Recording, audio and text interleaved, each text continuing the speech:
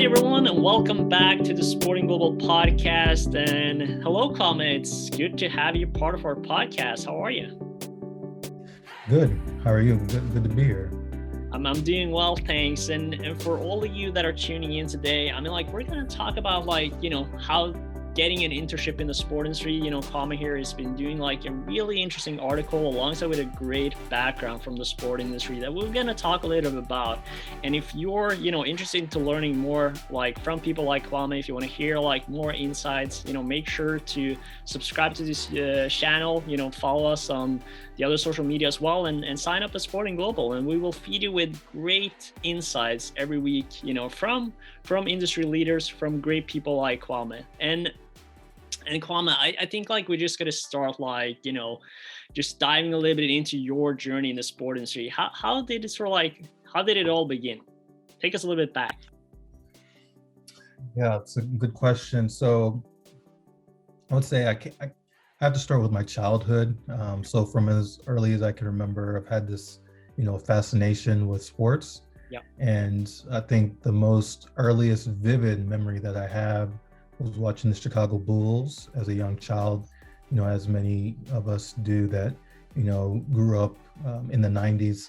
And in fact, I actually remember crying after they lost game one of the NBA Finals in the 1991, facing the Los Angeles Lakers and Magic Johnson and that team. And, as many of us know, they went on to win, 4 straight games, winning the first of 6 championships in the 90s.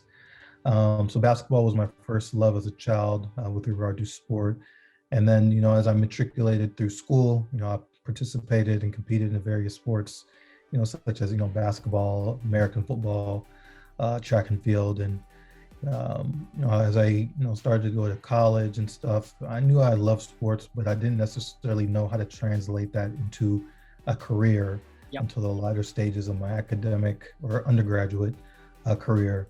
I actually majored in political science as an undergraduate, thinking that I would initially go to law school.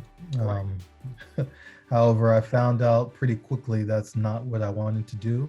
Yeah. It was really, never my ambition, to be honest, more so of my parents. And so it's, first generation, African here in the United States. And it's a running joke amongst us that we only have 4 choices for career. So there's 1, to be a medical doctor, a pharmacist, or, something medical. There's 2, a lawyer, 3, an engineer, or 4, a disgrace to the family. So now that I am... Wow. I did not expect that 4th one, to be fair. So now that I am doctor with Ph.D, I'm not necessarily a medical doctor, but I think my parents are accepting my choice. And so, eventually during my master's degree, I found out about sport management as a field of study. And I went in all there in terms of, finding programs and whatnot, and, what it was all about. And I found my PhD program that I eventually went to at Texas A&M University, allowed me to, merge my interest in sport and also my interest in, business and policy, because, I initially wanted to major in, international business or international relations. But this allowed me to, bring together all my interests, like I mentioned. So that led to where I am, today, going to Texas A&M for my PhD. When I was done, I did 1 year at a teaching school, Eastern Kentucky University, after which I went to Louisiana State University. I was there for 7 years, and then came here to Ohio State University a couple of years ago. So finishing my 2nd year here right now.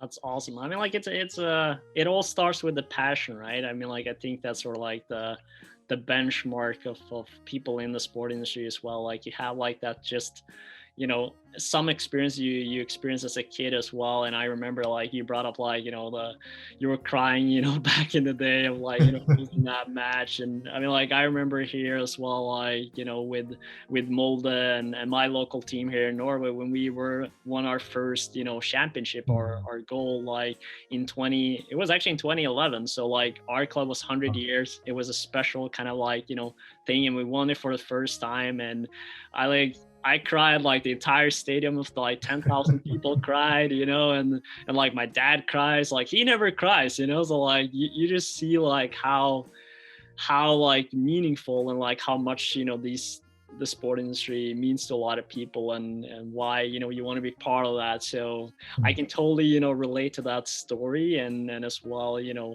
the kind of like the steps of like being part of it. And I think of course like we've been talking a little bit like your journey into the sport industry here, and you recently sort of like co-released an article with the topic of like getting an internship in the sport industry, the institutionalization of privilege. And I'm kind of like curious here as well, like from obviously digging a little bit deeper into the article, but for the people like coming in here, what was sort of like the aim of the research, and what were some of the like objectives that you hope to discover with it? Yeah, it's a good question. It was an article that I enjoyed writing with my co-authors. So project initially started with myself and research collaborator and good friend of mine, Nefertiti Walker, who is a professor at University of Massachusetts Amherst, and also Marvin Washington, who was in Canada. And then we brought on two doctoral students later on in the process. Would actually, great question, not only because of the article, but I think just very timely. Perhaps you have seen the attention that, it's been getting more recently, that, unpaid internships in the media, on Twitter just a couple weeks ago, it was trending. So Right. essentially we wanted to explore, this, world of unpaid internships. We couldn't find much at the time with regard to unpaid internships. We started this again back in, 2012, believe it or not. Yeah. Specifically, we want to get the perspectives of students and what their perceptions were, regarding this whole topic. And so in short, what we found was that not only are unpaid internships institutionalized, meaning that it's an accepted norm, not only from us as faculty and professors and as institutions, but from it's accepted by the students as well. Right. But we also, the most important finding, I think, was that we found that we uncovered that privilege is playing a noteworthy, part in giving access to not giving access, I should say, to a wider pool of applicants. Yep. What does that mean? So I guess for one, that means that, doing an internship is often required as a part of the curriculum, Right. at least here in the United States. So with so many people wanting to work in sports, people in school, students, and even people outside that are done with school, the supply, right, of students is so much, it far outweighs the demand, the jobs and whatnot. So we have all these people wanting to work in sports, but we have few jobs, I should say. So this creates a situation which companies can take advantage of the the situation and offer to either pay really low, like we see a lot of the times in entry-level positions in sport. One of the things I always tell my students is, if you're getting into this, you got to expect to not make very much whenever you're starting out. But then on the other side, on internships, we've went from paying our interns, as Bill Sutton noted, way when he started his career some decades ago, to now, we don't pay our interns in the sport industry, amongst the sport organizations. So now we have a situation where students are actually paying tuition dollars or euros or whatever, currency, they're actually paying to work for free. So that's, a problem. One of the things we've found. And let's say the other side of it, on the privilege side, who you have to ask yourself, who can afford to do one of these unpaid internships? Right. I certainly cannot, coming from a, working class, background. During the summer, I had to work to make money, to pay for living, to pay for school and stuff like that. You also have to think, where are these best internships located? Here in the United States, they're most located with league offices, which are in New York City, or subsidiary offices elsewhere. In short, very expensive cities. Right. So somebody like myself, I couldn't afford to do that as towards somebody with wealth, socioeconomic privilege could. And more often than not, these people, at least here in the United States, given the race and ethnic, wage gap and wealth gap, is going to disadvantage people like myself, Black and brown people. Yeah. So it's creating a situation again where we have people that come from higher echelons of socioeconomic status working, getting these jobs, and then also having a disparate impact on people of color. And so when we look at the sport industry right now, executive positions, they're often highly male and highly white. Yeah. And I think basic in some unpaid internships, it's not the sole reason for this, but plays Right. a contributing assist for this. But is a contributing factor, in terms of like, getting your foot in the door. And I mean, like, I even remember like, and Mhm. we talk obviously a lot about the US sport landscape, but it's also quite, common as well, like here in Europe as well, to like sort of like have that requirement of like, having an internship for like, study points. I remember even like back for myself, like when I was doing my undergraduate here in Norway, so in the third year, we sort of like aim for like the internship, and that was like a certain point valued in the total estimate. And I got my internship in Oslo, so that's like it's an hour flight, 6 hours drive for me, and I had to live find my own place in a major city. So again, like that was a huge financial commitment, that I had to take. And luckily, I was lucky enough to also get like a paid not internship, but I found like a paid like coaching position that I could kind of like help assist me a little bit on the road. But it was a big financial commitment for being there unpaid. But so I'd say I know like also like here it demands a lot, and as you said, the industry, I think, which comes from like an internship position too, like I know the US market is way ahead in that space too. So it's sort of like been just elevating a lot on that, the traction that the industry has gotten, and the amount of students that wants to get in, it's sort of like your article is showing. And I wanted to dive a little bit into the nature of sports internship, and kind of like you were talking a little bit about some of the key discoveries, but what were some of the challenges that you see like the students are facing like today? Well, yeah, I think one of the challenges, even before they get the internship, is finding the opportunities that are going to best fit their situation. Yeah. You know, only a select few of really, really, select or good internships that people really want. So there's only a few people, right, that can get those internships. Right. So what are you left with if you cannot get one of those internships?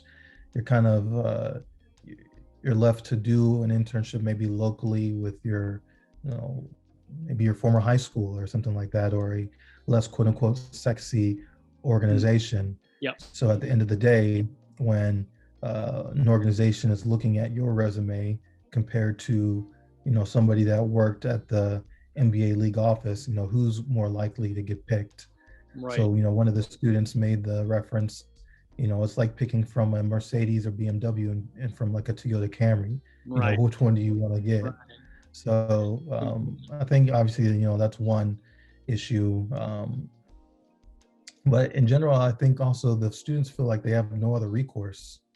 They feel like they have no other option but to conform and abide by this, notion of seeking an unpaid internship, or Mm. seeking an internship, I should pay, that's most likely to be unpaid. This whole feeling of feeling powerless. And I remember one student, saying that I feel like it's unfair, but I know that's the way things work, right?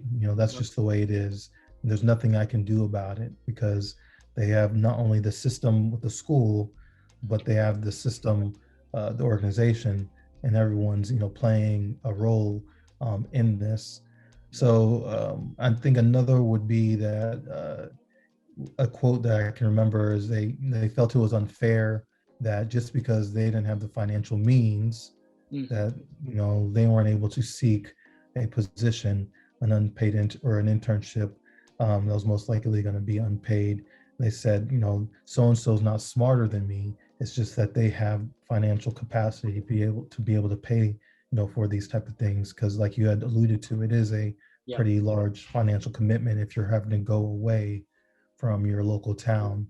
Um, and then also kind of changing gears, some also feel it's once they do get in these spaces, they're not able to get true work experience. So Mm. there's narratives out there about not you know getting trained or gaining skills and something that's tangible, stories of running to get coffee or donuts and Yeah. stuff like that. And you know just answering emails, just doing kind of administrative work that doesn't really benefit you in any way, Right. right? So, um, and then again, just kind of, again, back to what you had pointed to, just the expense, having to pay for travel, food, sometimes a uniform, all these things, they come, they all add up. So what do we want our students to do? Take out another loan? Student loan debt's already quite high here Mm. in the United States as it is. Yeah. um, I think about my former roommate in college.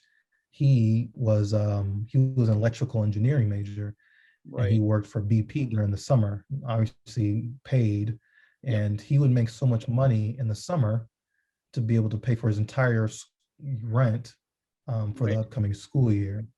As a You're just not going to see that in our field. So, Right. um, Right. I mean, so many challenges. Yeah. Yeah. No, and I mean, like, and I remember like reading that a little bit from your article too, of sort of like that, you especially like those students that were being interviewed were like kind of like comparing their position as well, like their internship to like, their friends in other kind of studies and segments where they were getting paid, and that's kind of like, okay, how can, this maybe tiny organization pay, this uh student from a different major or like business or finance or whatever, but the sport industry, that could be a big team or whatever, has a lot of money, could not bring that up. So I think it's a very interesting, it's a big challenge, I think, and as a little bit research as well on the sort of like conclusion that there's sort of like a clear trend of hegemony and privilege in order to fulfill those demands in the internship landscape. But I'm kind of like thinking as well, like from sort of like an institutional side of things, like obviously the academia, the organization is like, what do you see are some type of actions that can be taken, from their side to kind of like improve the situation, I guess. Yeah, I mean, that's the big challenge, getting people to change systems that have been in place for so long. Yeah. Um, to I think to begin, we have to see some more legal action taken. We're starting to see that um, with regard to like Hollywood and Yeah. and that whole space. And I think that will kind of influence what we see happen over these next few years in sport as well. Mm. um, Hopefully we can see some more movement there. But I think as institutions of higher education, we need to revisit this new reality, because, like I said, this wasn't formally a thing, quote Right. unquote. Interns used to get paid, so that's why that whole credit hours during the summer, fall, spring, whenever you're doing the internship existed. But the change was you weren't doing that internship for free and paying credit hours for it. Right. So we need to, revisit this as faculty members, as institutions.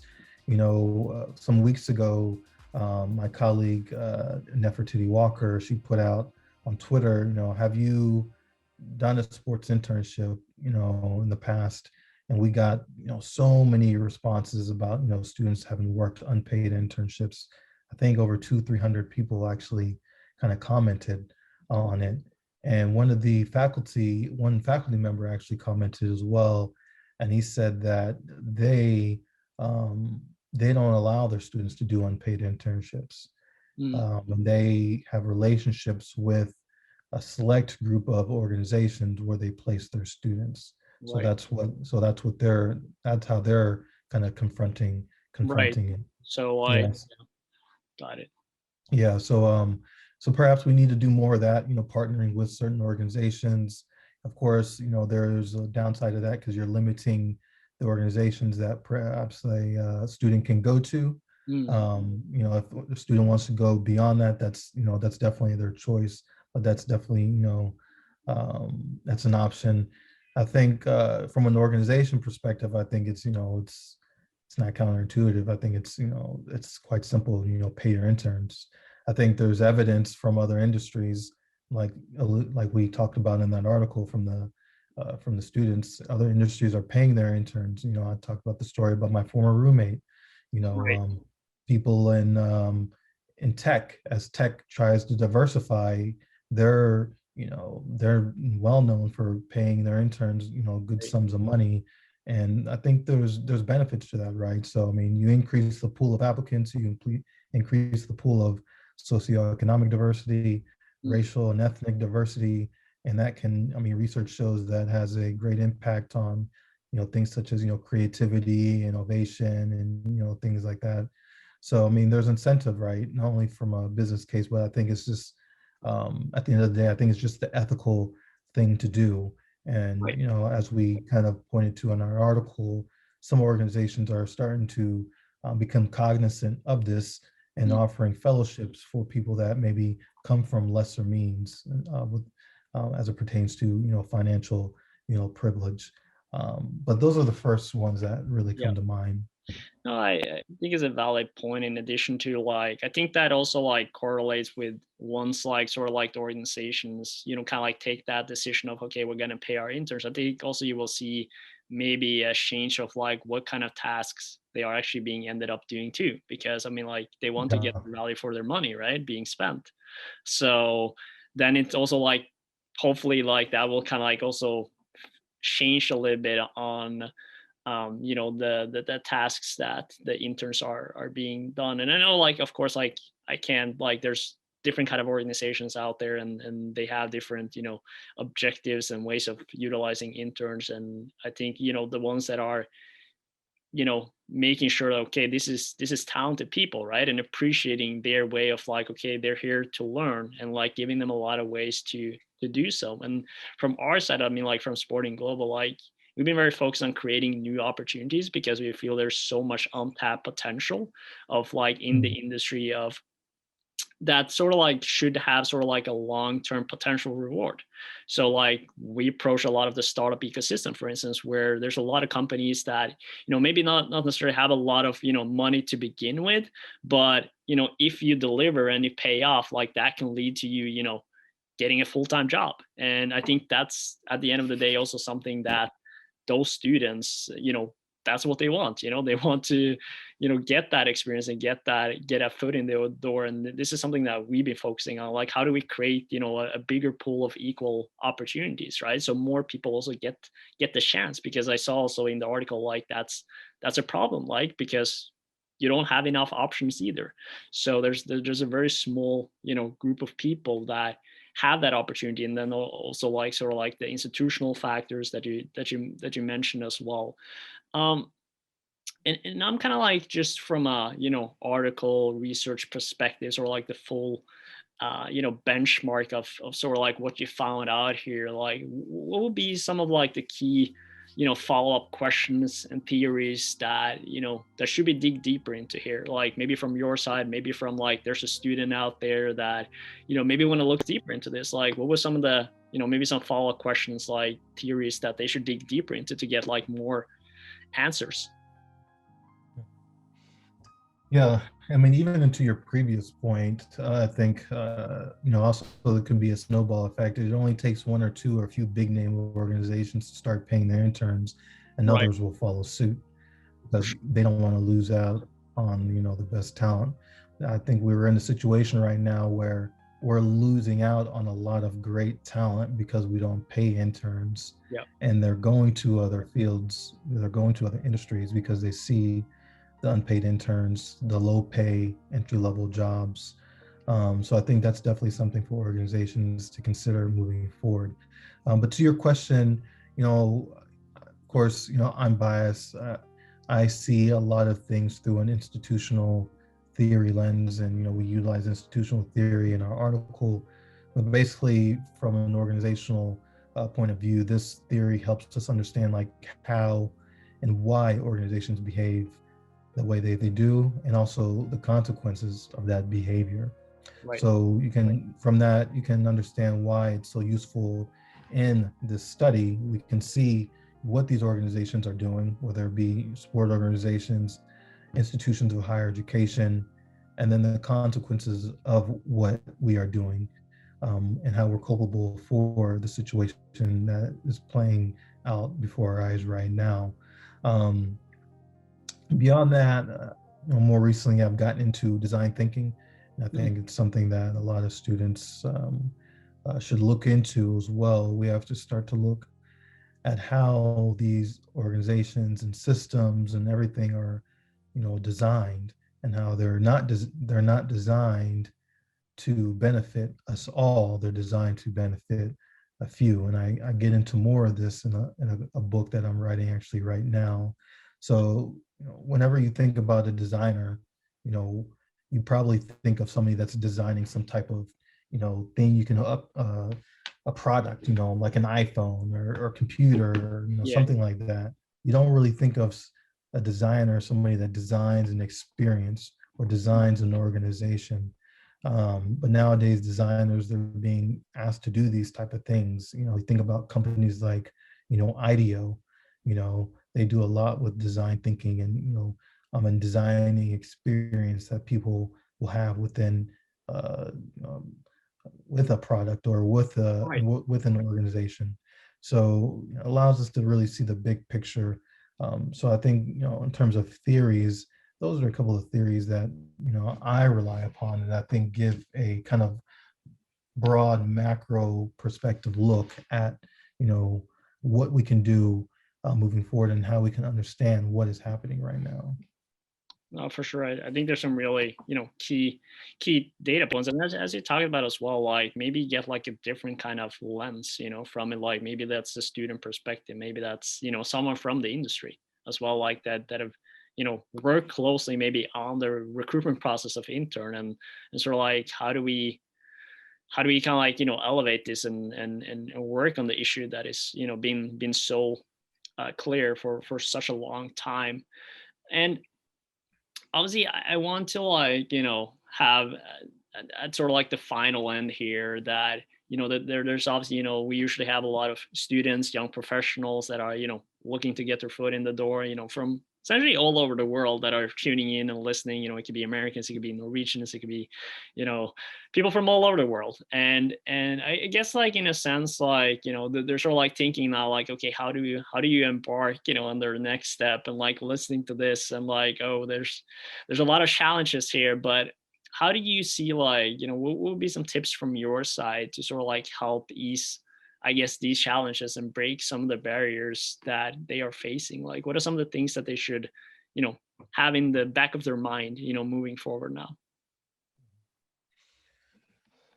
Yeah. So, I mean, there's so many. What first comes to mind, I think to yourself as a student, what value you can bring to a certain organization that you want to work for. Um, research that organization, research that industry. That's maybe there's a um, industry within an industry. So what gaps are there to fill within that industry that you want to work in, and what can you do to fill that gap? That's one. You have to start to think about what it is about you and your qualities. What skills can you bring to fill that gap, Yeah. and then just brand yourself as the person that can fill that gap. Right. Companies aren't looking for, in general, they're not looking for somebody that is going to just be doing the same thing that everyone else is doing. Yeah. They want you to have added value. They want you to bring value to their company. So in a similar vein, you have to identify, what particular skills this industry or company is looking for. once you identify those, I think you're better able to kind of tailor your skills and your kind of your outlook moving forward as a student, whether it be the classes that you take as an undergrad or master's student, to allow you to, get those skills that you need.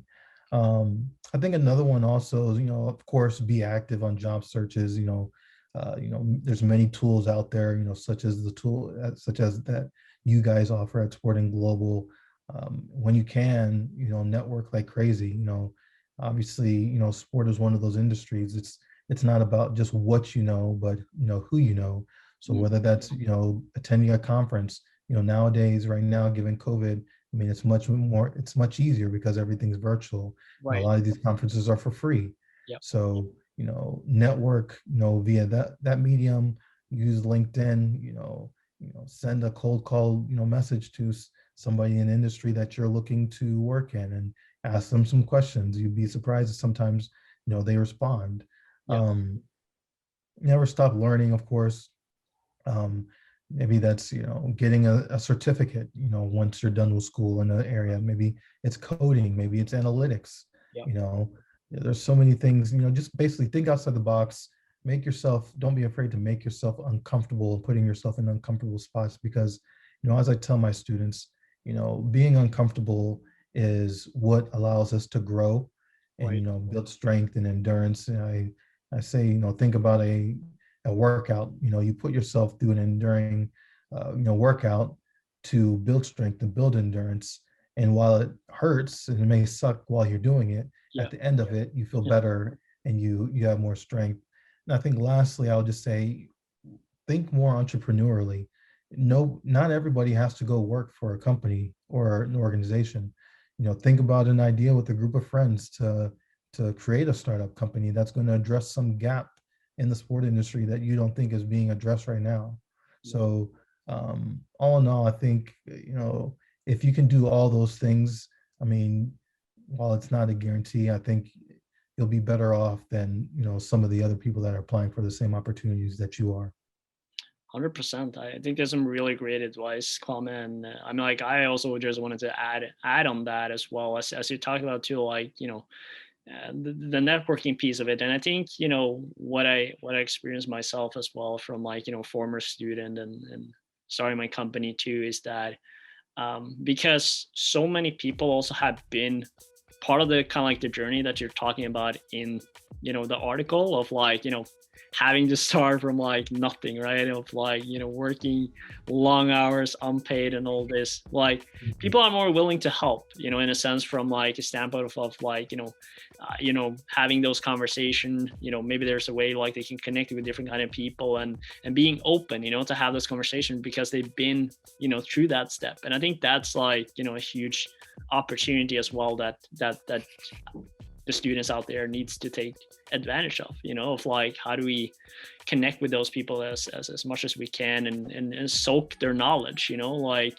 it's not always easy figuring out what are the trends, what are the some of the gaps in the industry. That's why you can talk with the people that have been in there for some time and pick their brain, because they are the ones that are, at least now, making those decisions and have to think 5-10 years ahead. So maybe utilizing that to ask them all these questions. Yeah, I think, also something I tell my students as well is, don't be afraid to, maybe your initial job is not in sports. Maybe you're gaining experience in another field, but those skills can be transferable to the sport industry. Right. I've had students tell me that, they've worked in another field where they started off with better pay, and then they come back to sport and their pay is much better than what it would have been if they would have started off in sport. So Right. don't be afraid to take opportunities that aren't in sport as well. Whatever's going to get you to your end goal, do that, but don't just limit yourself to one thing. No, 100%. I think it's a great way to end this podcast, Kwame. I think with that, I would like to thank you so much for taking the time for sharing the article, and we'll make sure to maybe we have a link or something with it, or at least like you guys can look at it on Sporting Global and so forth. But yeah, Kwame, I would like to thank you so much for taking the time. And with every video kind of like thing we're doing, we always finish with "Vi snakkes," which means see you later in Norwegian. So now you know some Norwegian. There we go. Thank you. I appreciate you guys for having me.